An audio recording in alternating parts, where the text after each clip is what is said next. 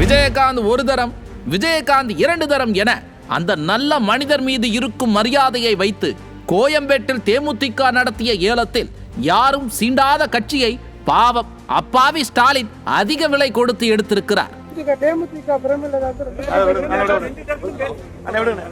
கூட்டணி கட்சி அதெல்லாம் ஒரு கட்சி, பெரிய கட்சியை பத்தி பேசும். கூட்டணி கட்சி அதெல்லாம் ஒரு கட்சி, பெரிய கட்சியை பத்தி பேசும். இன்றல்ல, விஜயகாந்த் உயிரோடு இருந்தபோது வடிவேலுவை வைத்து கருணாநிதி எப்படியெல்லாம் பேச வைத்தார் என்பதை பார்த்தால் இந்த கூட்டணி வெறும் பணத்திற்காக மட்டுமே உருவான கூட்டணி என்பது புரியும். நேற்று முந்தானது ஒருத்தன் கட்சியை ஆரம்பிச்சுட்டு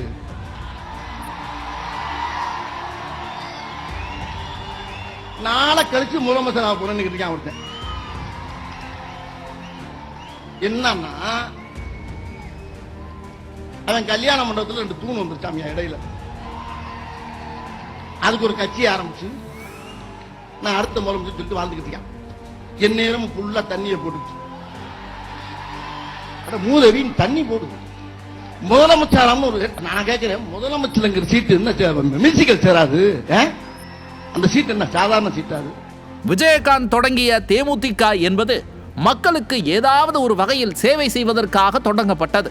புரியும்படி சொல்ல வேண்டுமென்றால், அண்ணா தொடங்கிய திமுகவை கருணாநிதி கபலீகரம் செய்து கல்லா கட்டியதை போலவே அதே பார்முலாவில் விஜயகாந்தை ஏலத்திற்கு விட்டு காசு பார்க்க துடிக்கிறார் பிரேமலதா. அட நாம சொல்லலப்பா, விஜயகாந்தின் உண்மை விசுவாசிகள் சொல்கிறார்கள்.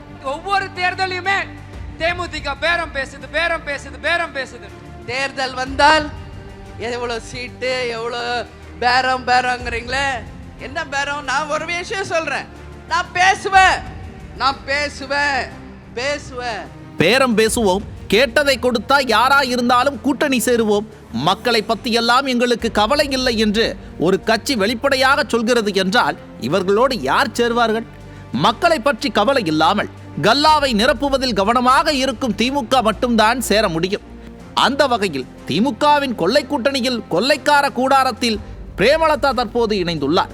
அட நாம சொல்லல சார், விஜயகாந்த் சாரே திமுக பத்தி பேசியிருக்கிறாரு, கேளுங்க.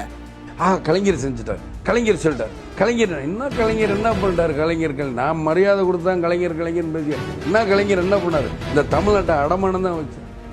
இப்போ கூட பேசினா இனம் இனம் இனங்கிறார். இனத்தை பூரா கொண்டு குமிச்சவர் தான் சிலவரில். இவர் இனத்தை பற்றி பேசுகிறாரு.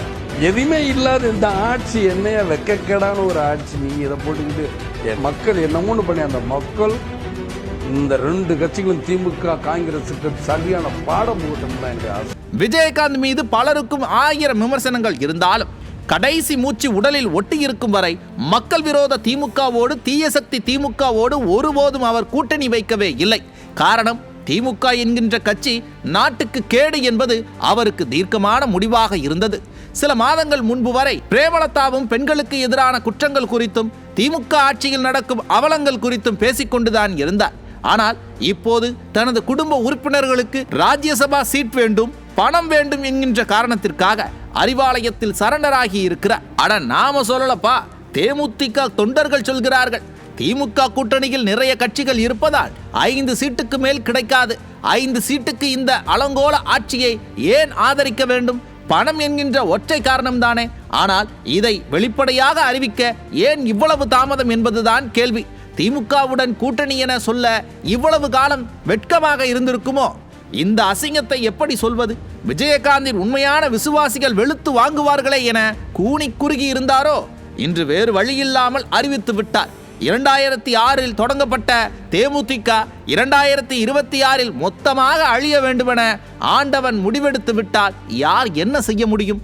பணத்திற்காக விலை போனவர்களை விஜயகாந்தின் ஆன்மா ஒருபோதும் மன்னிக்காது என்பதே நடிகர் விஜயகாந்தின் ஆதரவாளர்களின் கருத்தாக உள்ளது. காலம் பதில் சொல்லும்.